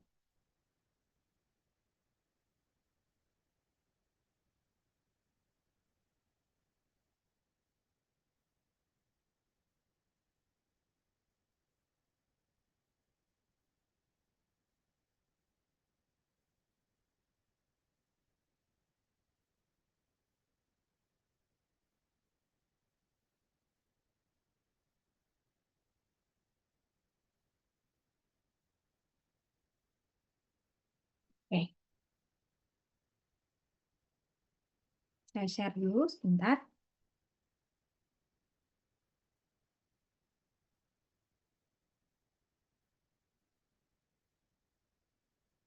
Kelihatan teman-teman? di layar monitor Anda? Yang Izin. kelihatan di layar monitor Anda yang mana? Yang KB dan kematian ibu dan anak? Izin Ibu, ya. Oke. Baik, ini teman-teman, kalau kita kerjakan tadi pengendaliannya, yang kita bisa kerjakan terkait dengan kependudukan, kalau Anda bisa meningkatkan CPR, ini berdasarkan hasil penelitian ya teman-teman ya. Kalau CPR meningkat menjadi 64,2%, dia telah membantu menurunkan 44% jumlah kematian ibu. Ini di tahun 2012. Ya. Dan ketika target kita CPR itu apa tadi? Ibu bilang? Apa tadi CPR? Izin Ibu, kontrasepsi prevalensi rate. Oke, berarti menunjukkan angka apa? Pengguna metode kontrasepsi, ya. Dia di 100%, ini berdasarkan hasil penelitian teman-teman, akan menurunkan 70% kehamilan yang tidak direncanakan. Akan menurunkan 74% angka aborsi. Ditambah bisa menurunkan jumlah kematian 25% dari angka sebelumnya. Jumlah kelahiran bayi juga menurun 18%. Bayangkan teman-teman, simpel kerja kita ya. Dari kepesertaan menggunakan metode kontrasepsi saja, kita bisa memberikan kontribusi yang luar biasa. Dan tentu impact terbesarnya adalah ke kependudukan. Dari segi kualitasnya terjamin, dari segi kuantitasnya juga pastinya juga terkendali, ya. Dan satu lagi, dari segi komponennya, pasti terkendali. Natalitasnya kita kendalikan. Dan mungkin juga mortalitasnya juga terkendali karena nggak banyak yang sakit kan, teman-teman? Nah, begitu. Ya, itulah teman-teman mengapa kita harus memahami tentang kependudukan. Bukan hanya sekedar tahu apa itu penduduk. Bukan hanya sekedar tahu bahwa, oh di dalam penduduk itu ada dinamikanya. Oh di dalam penduduk itu ada permasalahannya. Bukan hanya sekedar itu. Tapi apa yang bisa kita kerjakan untuk bisa memberikan kontribusi di dalam kependudukan? Di ranahnya kebidanan. Ya, itu yang semestinya kalian tahu, teman-teman. Jadi kalau tadi disampaikan di materinya kelompok 1, 2, 3, sampai 5, mungkin itu sebagai challenge buat kita. Setelah kita memahami materi ini, action saya ke depan apa sebagai seorang bidan? Ya, untuk bisa memberikan kontribusi di dalam kependudukan ini. Sudah terbayang refleksinya, teman-teman? Ya, nah jadi bukan hanya tahu apa itu penduduk, bukan hanya tahu dinamika penduduk, bukan hanya tahu tentang laju pertumbuhan penduduk, tapi apa actionnya buat kita sebagai bidan dalam kependudukan ini. Begitu. Nah, sebagai bahan untuk refleksinya, saya akan men-challenge diri kalian untuk sama-sama berpikir, ya, sama-sama berpikir, melakukan refleksi.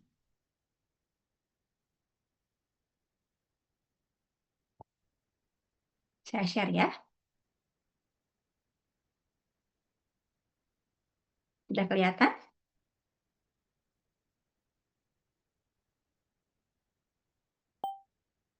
Ya.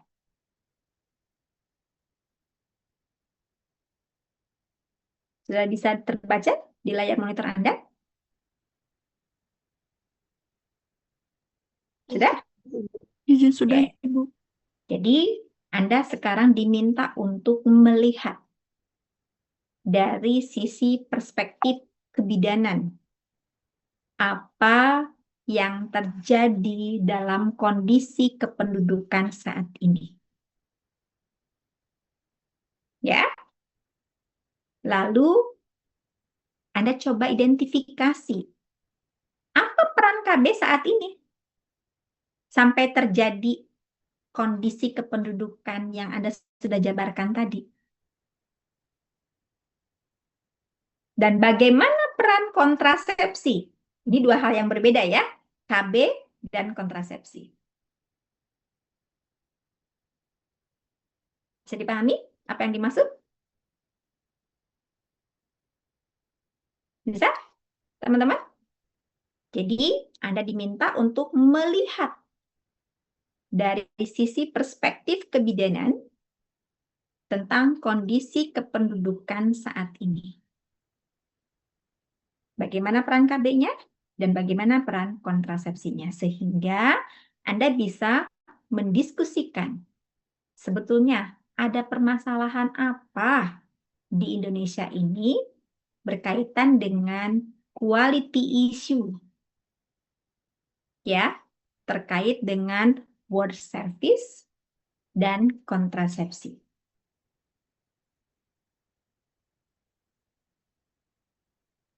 Bisa dipahami, teman-teman? Bisa? Oke. Ada waktu 30 menit Anda untuk merefleksi dari materi yang sudah Anda pelajari, ya. Anda boleh discuss, boleh, ya. Anda boleh belajar sendiri, boleh, silahkan. Ini hanya merefleksi saja, ya. Namanya merefleksi berarti kan sudut pandangnya akan beda-beda ya, teman-teman ya. Karena kan idenya juga nanti akan beda-beda, ya. Bu, apakah refleksi ini harus berbasis pada literasi kita? Ya jelas dong, literasinya kan sudah Anda buat. Ya, materinya udah dibuat gitu. Cuman Anda identifikasi aja, ada apa sih sebenarnya gitu. Sebenarnya ada peran KB apa di sini? Ada peran kontrasepsi apa? Sehingga ke depannya akan ada isu apa di Indonesia terkait dengan kontrasepsi dan juga word service quality. Bisa teman-teman? Bisa dipahami tugasnya? Ada yang mau ditanyakan dulu barangkali sebelum kita sama-sama merefleksikan? Anda punya buku catatan kan?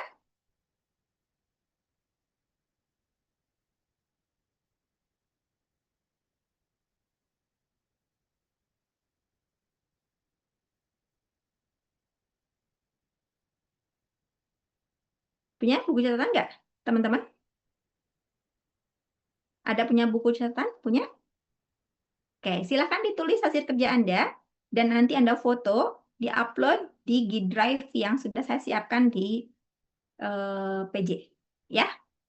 Jadi, ini dikerjakan, ditulis tangan, waktunya hanya 30 menit saja, silahkan Anda kerjakan, dan di-upload di G Drive yang sudah saya share ke PJ.